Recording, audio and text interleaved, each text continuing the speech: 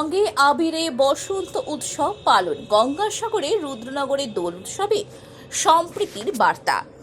বসন্তের হালকা হাওয়ায় রঙের উচ্ছ্বাসে ভরে উঠল দক্ষিণ চব্বিশ পরগনা গঙ্গাসাগরের রুদ্রনগর।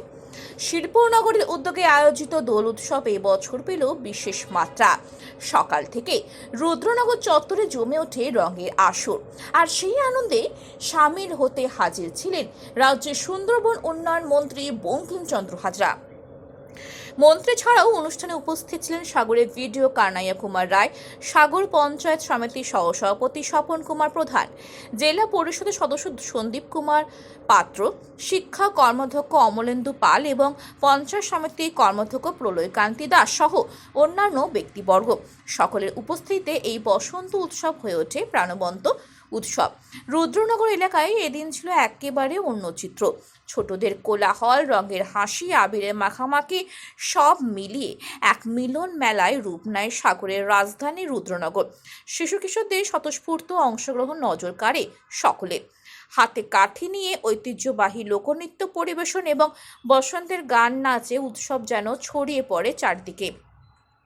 এই দিন উপস্থিতে সকলে একে অপরকে আবির মাখিয়ে শুভেচ্ছা জানান। আয়োজনে করা হয়েছিল মিষ্টি মুখের, যা উৎসবের আনন্দকে আরও মধুর করে তোলে। মন্ত্রী বঙ্কিমচন্দ্র হাজরা স্থানীয় বাসিন্দাদের সঙ্গে কথা বলেন, সৌজন্যে বিনিময় করেন এবং দোল পূর্ণিমার আন্তরিক শুভেচ্ছা জানান। রুদ্রনগরে এই দোল উৎসব শুধুমাত্র রঙের খেলাতেই সীমাবদ্ধ থাকেনি, এটি হয়ে উঠেছিল সামাজিক সম্প্রীতি, ঐক্য ও ভ্রাতৃত্ববোধের এক উজ্জ্বল উদাহরণ। বসন্তের এই বর্ণিল আয়োজন গঙ্গাসাগরের সাংস্কৃতিক পরিমণ্ডলে যোগ করল এক নতুন অধ্যায়। সৌরভ নস্করের রিপোর্ট, গঙ্গাসাগর বেলাভূমি।